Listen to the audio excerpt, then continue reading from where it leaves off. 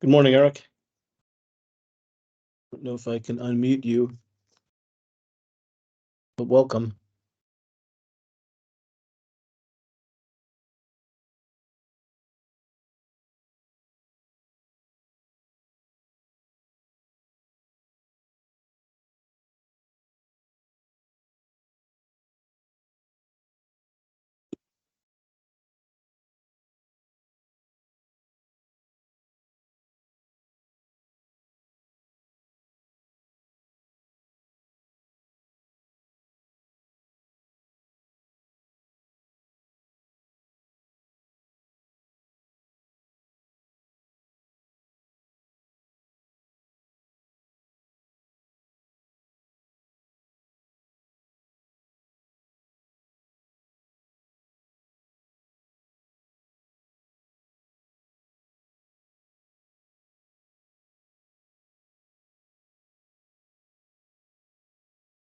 Well, I think we'll get started. It's only half an hour. Welcome to Silicon Valley Technology Law Advisors and Austin Technology Law Advisors webinar on best practices and tricks of the trade in vendor negotiations. Great to have you here. I've picked up a lot of this information doing hundreds of vendor negotiations over the course of my career. Hopefully, we'll pick up a few new things that you can apply to your work. It focuses primarily on technology transactions, but some of these things will be applicable across the board. And with that, we'll just get started. If I can move this forward, there we go. So here's what we're going to cover. And I'm going to go kind of fast because it is only half an hour. Be clear about what you want from your vendors, service providers. Talk a little bit about pre-negotiation preparation, negotiating the quote unquote business terms. Even though I'm a lawyer, we end up, especially in vendor negotiations, we'll often end up helping our teams with negotiating some of the business terms, making sure you get things in writing, and hopefully we'll have enough time at the end to cover breach disputes and the ability to recover damages. So identify what you want from your service provider or your vendors. Some of this is common sense, but it's still important to keep it in mind. It's amazing to see how many times people don't really identify the features and functionality that are most important to them and ensure that their vendor or service provider really is able to provide those in the way that they want them. Focus on price. Every little bit counts towards margins and enterprise value for your companies. You want to motivate vendor performance. We want to have financial recourse if the vendor doesn't perform or causes damages. You want the ability to switch vendors. I mean, it's a big one that gets overlooked. But once you have your leverage when you're signing up the vendor for the first time, after that, there are always switching costs, some of which are quite high, not just in dollars, but in investment of time spent moving from one to the other. If depending on, data is obviously becoming more and more important every day, and understanding what data they're collecting, what they're doing with it, what consents you need to get from your customers or employees or whoever it may be to put into the applications is critical. And then managing intellectual property issues, who owns what, is a very important issue to consider before you sign up with anyone. So pre-negotiation, blocking and tackling. How does the vendor sell? What is their revenue model? Are there several different ways you can buy? Are you going to pay by users, devices, consumption? Like for a lot of cloud projects, it's how much do you use of AWS? We'll tell you how much you have to spend. They'll have an uplift on the pricing from AWS. Or can you buy a site license? Are you big enough that you just want to pay one flat fee and not have to count anything? Not counting is a very nice thing to do, but it does often cost you a little bit more money up front. Where should you look? Look on their website, LinkedIn, try to find their inside sales folks or other people you might have contacts with at the vendor. Is there anyone out there who might help you get a bigger discount?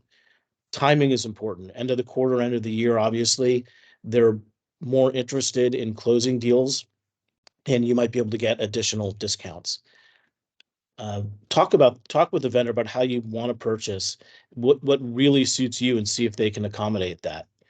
Make sure they truly understand your goals and confirm they can satisfy them.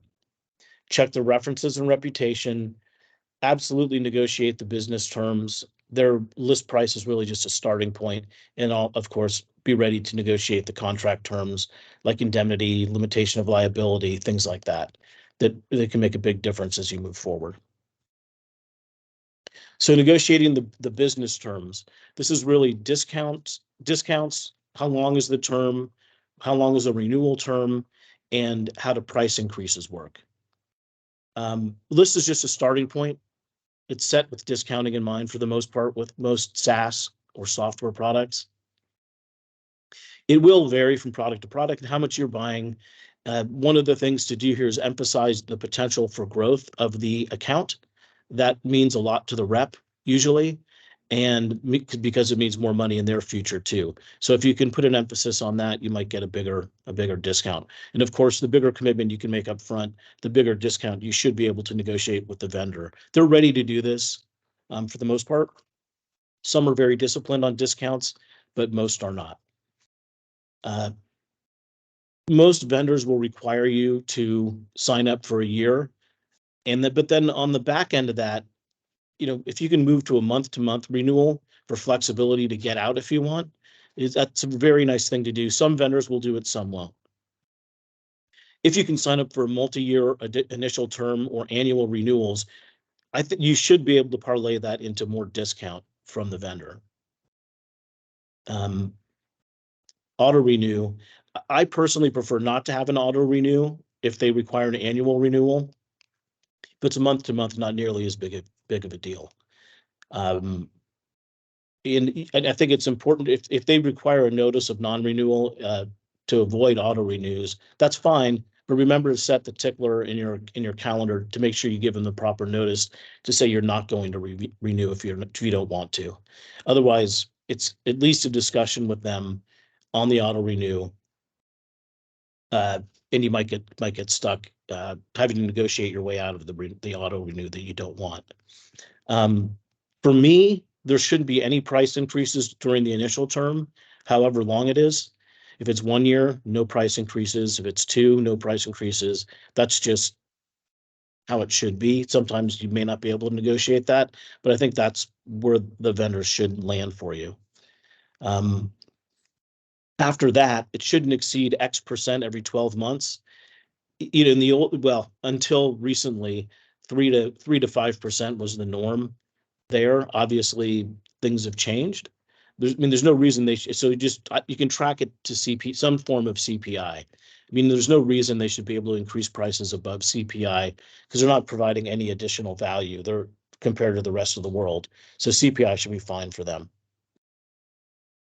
Some negotiation tactics that could be helpful depending on the nature of your business.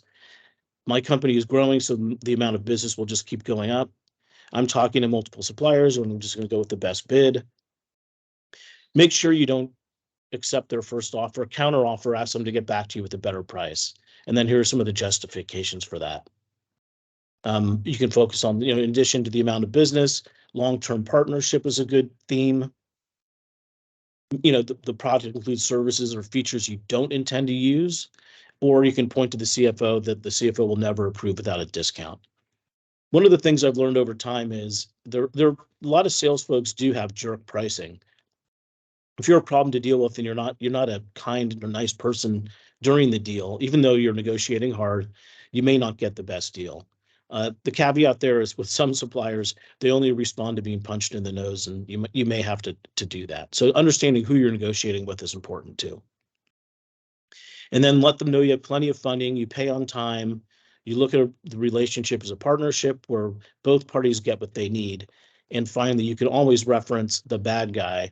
That could be the CFO or legal, but it's always better to use someone who's not in the room in the negotiation, who would have to answer for being that bad guy. Something to be careful of as well is additional use during the term, whether it's accidental or planned. You don't want any negative surprises on fees. Some products really aren't good at ensuring you don't use more than you purchased. Um, some are good at metering that out, and they don't let you buy more than you want. So depending on the answer to that question, you want to make sure you know what you're going to pay if you use more than you actually bought. And so negotiating that up front, dealing with it up front will save you a lot of headache and cost in the back end. And it's the worst kind of cost because it's a surprise, because it won't have been budgeted. I suggest arguing that you pay contract rate for any overage, or maybe even an additional discount because they're getting more money than they expected from you. Um, some vendors have pricing within bands, so you should at least be able to adjust usage periodically within the band that you're in.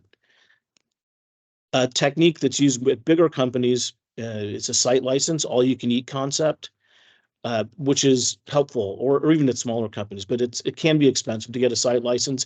But again, you don't have to count how many people are using the product, how much data you're using, however they count, you don't have to count, which makes operations that much easier.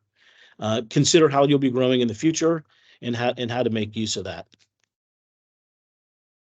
Implementation and customization. It's important. Remember, all that you're getting from vendors is what they put in the contract. If you don't have it in the contract, it's not going to count. There are integration clauses that say anything out that we talked about outside the contract is it's not included in the deal. So get everything detailed in the statement of work, define the deliverables, define who is responsible for which activities. Do you want a time and materials deal with a not to exceed number? The problem with time and materials obviously being if they spend the time and it doesn't work, you still got to pay them. Do you want a penalty for them completing the project late? Do you want to pay on delivery after acceptance based on acceptance criteria?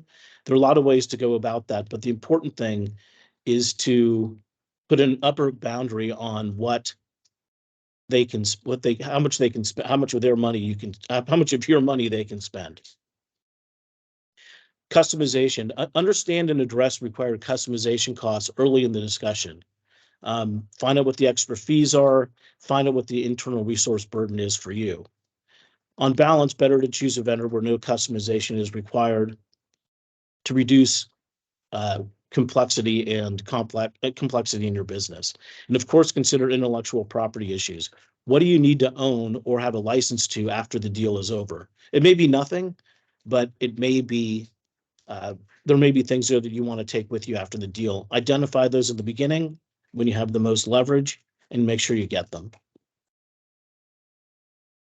Vendor performance. So I'm not going to spend too much time on this, but make sure you understand what their service levels are, what hours they're available to you for support, and when they're not going to be available to you for support, how long it's going to take them to respond to requests for help. A lot of the service levels are about how long they are going to respond to you for a request for help, rather than how long it will take to fix the problem.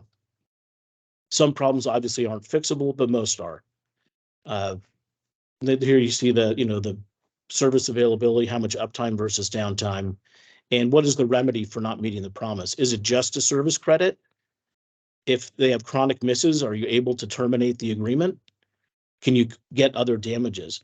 Most vendors will try to keep it to a service credit, but you may want to negotiate, especially for mission critical activities, the ability to terminate or get other damages. I think ability to terminate is probably the one that I would push for the most there. So here the service levels will be defined in the service level agreement.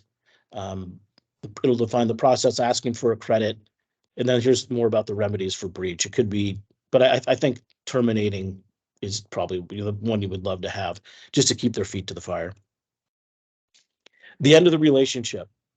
Better to negotiate the end of the relationship while you're getting into it. Again, that's where you have the most leverage. And on your side of the planning table, what is your plan to change vendors if needed? How long would it take to switch?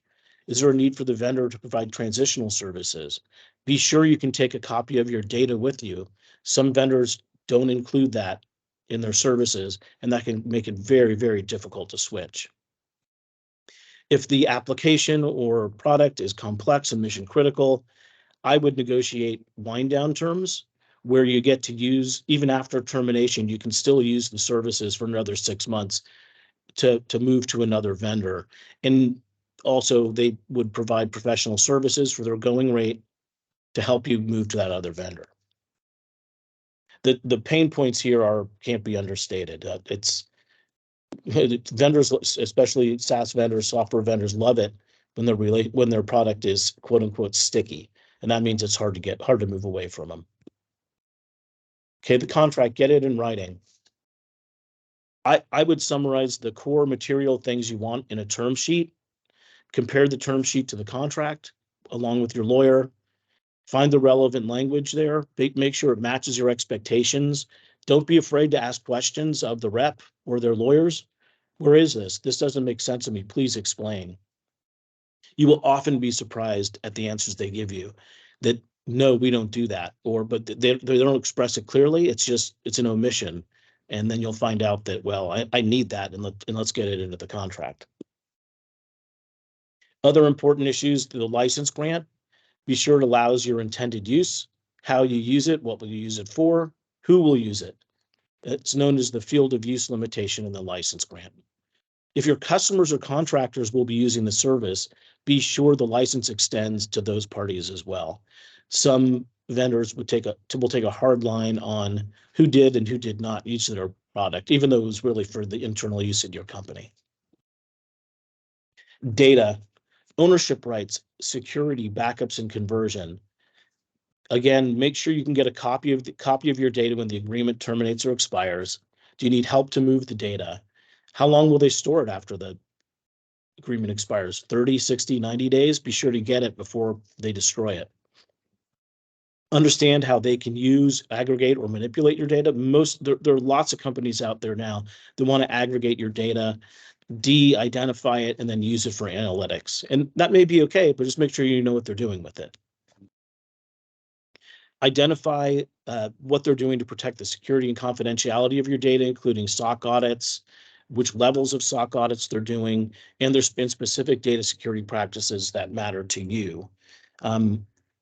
This, especially if you have a lot of PII or even PHI, protected health information in your data set, this is going to become very, very important.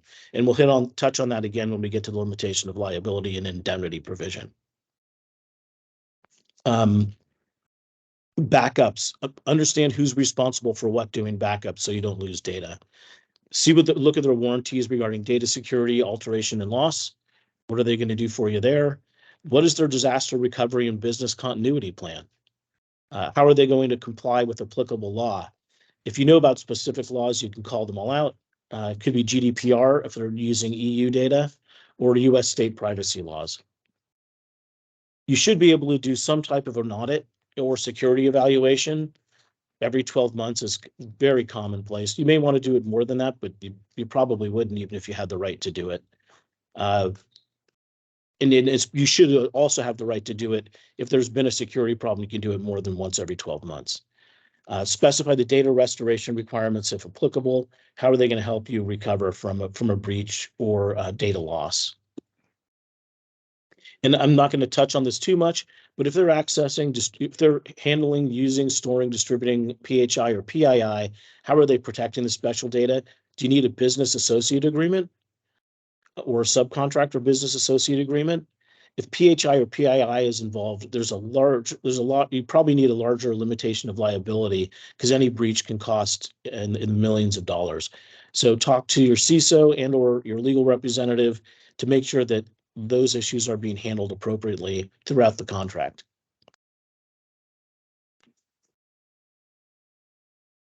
Intellectual property. Who will own what? Who has a license to what? This is critical to think through when they're developing software or implementing services for you. You need unfettered ability to use the IP you're paying for. The provider also needs to reuse it for its other customers. So but only one of you can, well, you should have joint ownership, which isn't common, but typically I tend to think I'm usually fine if the vendor owns what they create, as long as you have a license to use and distribute it as if you own the IP. So really the only difference there is they would get to hold the patent. If there's anything patentable, they would own that patent. But that's something you should absolutely think through, define with them, understand what your rights are after the deal is over.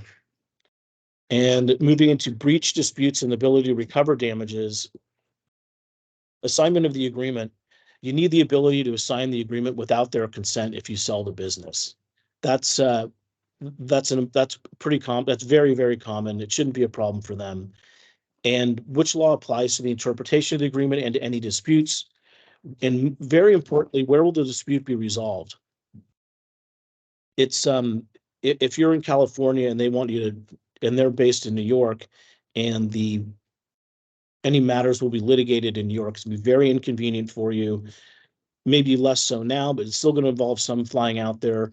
They're not going to need to do much to go to depositions, to go to court if you have to go to court. But that's something to think about and resolve again ahead of time. So what are the risks and what are the vendor promises to remedy? What are the risks to you or your customers from using the service? Which of those risks are in the control of the service provider, and how are they promising to prevent those risks, and how much liability are they taking on if something bad happens? For example, let's say you are a provider of medical services, and there's a lot of your patients' PHI going into the service. If there's a breach, it's gonna be in the millions of dollars, but you may only be paying this vendor $100,000 a year. Well, what's going to happen if there is a breach? How much are they willing that they caused? How much are they willing to stand up for based on your limited fees? How are you going to cover the gap between what the potential liability is and what they're willing to pay? So you'll probably have to get your insurance provider involved here to make sure you have the right coverage in place. But there are lots of other risks that are similar, or at least similar in size to a breach of PHI or PII that you have to deal with. Figure out what those risks are based on what the service is doing for you. For example, I negotiated recently a mission critical software deal for a warehousing company. If that software goes down for an extended period of time, they really can't run their business. And where do the risks fall? If that happens because the software isn't working, what are you going to do? Who's going to be responsible to your customers for not being able to have the shipping take place or be late? What's the vendor willing to step up to? Insurance and indemnification. Where appropriate, be sure that the vendor has enough insurance to cover data loss, breach, or business interruptions. You may need to set higher limits of liability on data loss and security and compliance remediation, where the vendor handles or helps secure PHI or PII, or otherwise could have a very detrimental effect on you and your business and your customers through your business.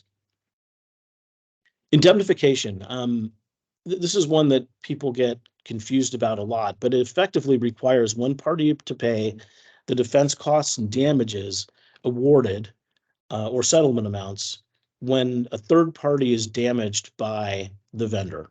So for example, I keep coming back to this, but if there's a data breach, you have a ton of third parties who have been harmed. And they're going to sue, if you as the medical provider, for example, they're going to sue you because you were responsible for their data. So what indemnification allows you to do is turn around and say to your vendor, well, you caused this breach and you have to pay for my defense costs and damages or settlement amounts, or in this case, it would include, for example, paying penalties to the government for failing to maintain the PHI in a secure fashion. So indemnification is very important, and talk with your lawyer and figure out what third parties could be harmed through the provision of the services by the vendor and how that would play out, how much you could be on the hook for, how much the vendor is willing to step up to the plate for. They're probably not going to give you all their insurance. It'd be crazy to do that, but you can get some, if it's 1x last 12 months fees on the limitation of liability for garden variety claims, you can probably get some super cap 2-3x that at least for for very specific claims that you can identify in advance. Important to, is more of a lawyer's point, but identify indemnification type damages as direct rather than indirect damages, because for the most part, indirect damages are not recoverable in most contracts. So you have to call that out. Now, keep in mind, indemnification is only valuable to you to the extent the other party has the means to satisfy its obligations through cash or insurance. So that's another kind of vetting point that you want to do before you sign up with a vendor. And it makes it harder to do business with small vendors. Doesn't mean you shouldn't do it, but you should just be aware and know how you're going to cover that gap if it exists. Limitation of liability. It needs to be reasonable for the price paid, the service being provided, along with the incumbent risks. This is often the most important provision in the agreement. It defines the maximum amount the vendor has to pay to you, no matter what they do. It should balance the potential financial losses you can incur and the financial risk the supplier is willing to take, given the revenue the fees you're paying them. It's usually a relatively low limit for most claims. For example, fees for 1 year of services. And then, as I mentioned already, you can carve out a super cap for some claims that are less likely, but can be significantly more costly and thus have a much higher limitation of liability. Carve-outs often include these items listed here, including indemnification, breach of confidentiality, security breaches, IP infringement, and, of course, fraud and willful misconduct, things like that. And with that, we are done. Finished actually a minute and a half early. So I'd like to thank you for attending today. I hope to talk with you in the future, and I will make this presentation and video available on our websites in hopefully the next week or two, in case you want to access it again or direct other people to it. That would be great. So again, thank you for attending, and I hope you have a great day.